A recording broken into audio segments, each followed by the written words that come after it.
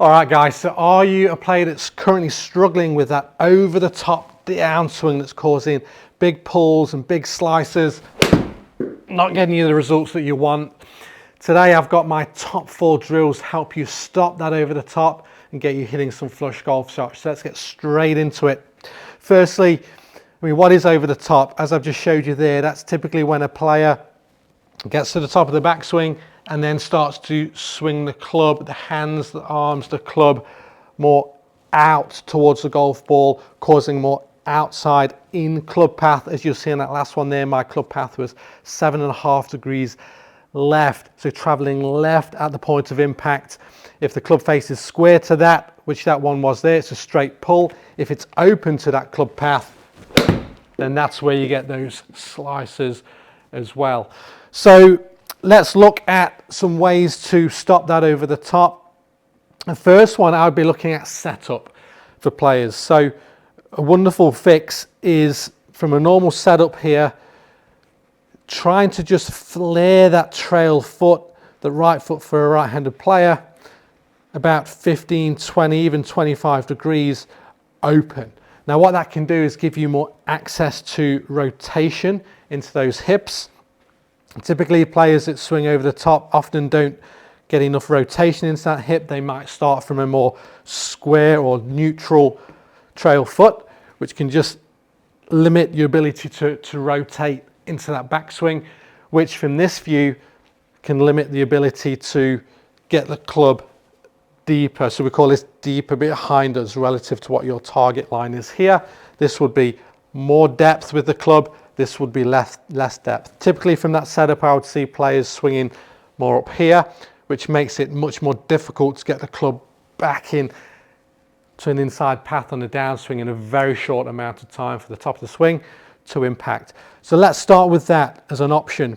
Good one as well, if like me, you're a bit limited through these hips and through this lower half, something I need to do in my swing. It just helps me get a little bit more turn, and from here, I can now get a bigger turn in the backswing. The club will be a little bit more around me. It's going to make it much easier to swing from that inside path. So that's number one. Okay, number two is your wrist positions at the top of the swing. So assuming you've got a good grip, if you at the top of the swing get into a more extended or cupped position, that will typically open the club face. And now from here, again, you're not going to be incentivized to swing from the inside. If you do with that open club face, you can see my club face is still open now, still open, pointing much more up to the sky, even more to the right in this instance. And as I come in, that's going to present a club face aiming more to the right.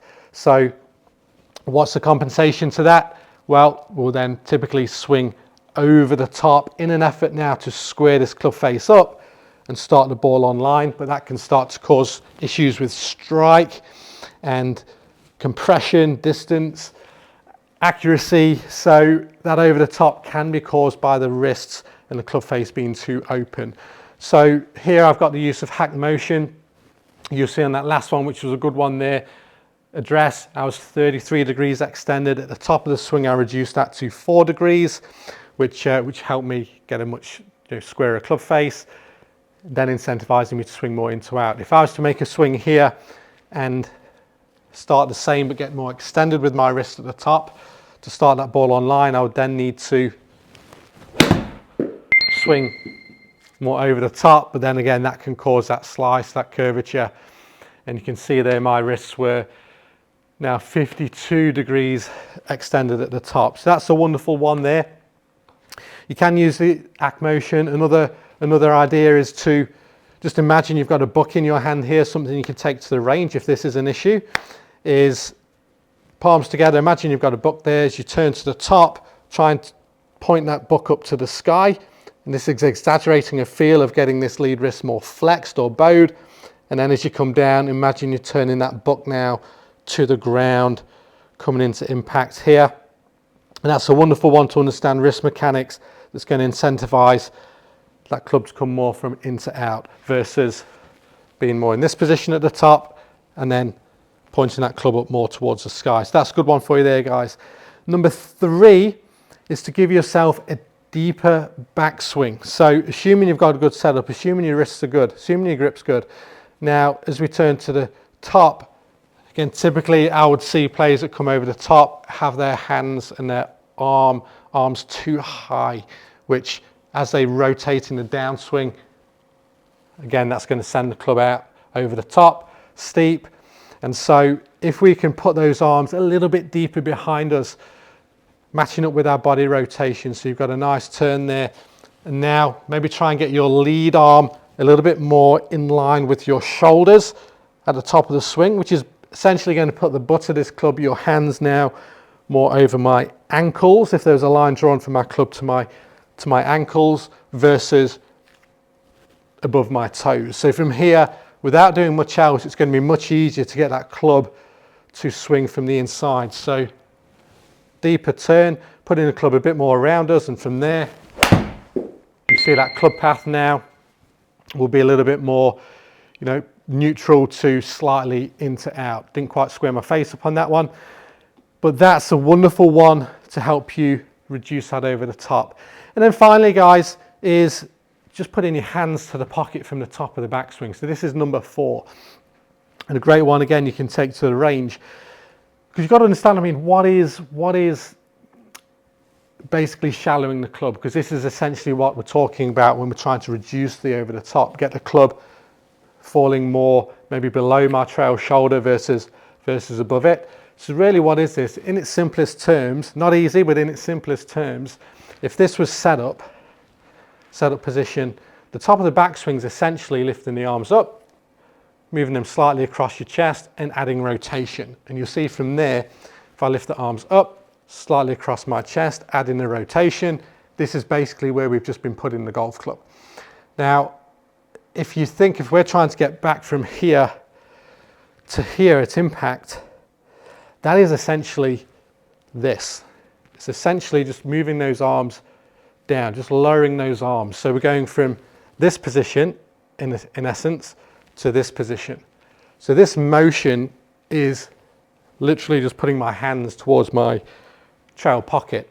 So if you take that same motion from the top of the swing here and just start to lower my arms when I'm putting my hands towards my pocket much sooner, then I add in a rotation, you'll notice that that club's going to travel more from the inside. So it's trying to blend the right match of the two. Typically players that are over the top don't lower their arms soon enough, they rotate hard, out of position, and then we've got to react from there to make the strike.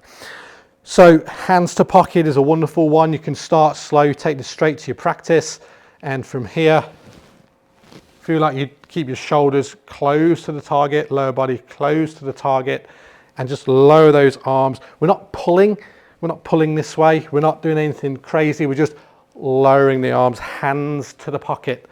And then from here, we can rotate through, starting small, little shots to the top, hands to pocket, and through. And you'll see from there, from that video, how much more the club was traveling from the inside. 12 degrees, in fact, on that particular shot.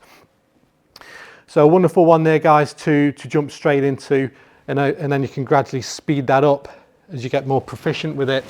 Lower those arms much sooner, and then you can speed it up a little bit. And it's that lowering the arms, hands to pocket, massive one there, guys. So that's really my top 4 ideas or drills to help you, reduce that over the top, which is going to be huge for a lot of players. So guys, if you would like some more drills to improve your game and your wrist mechanics, please check the link below. And if you did like that video, please share that with a friend. It might help them. Please also comment below.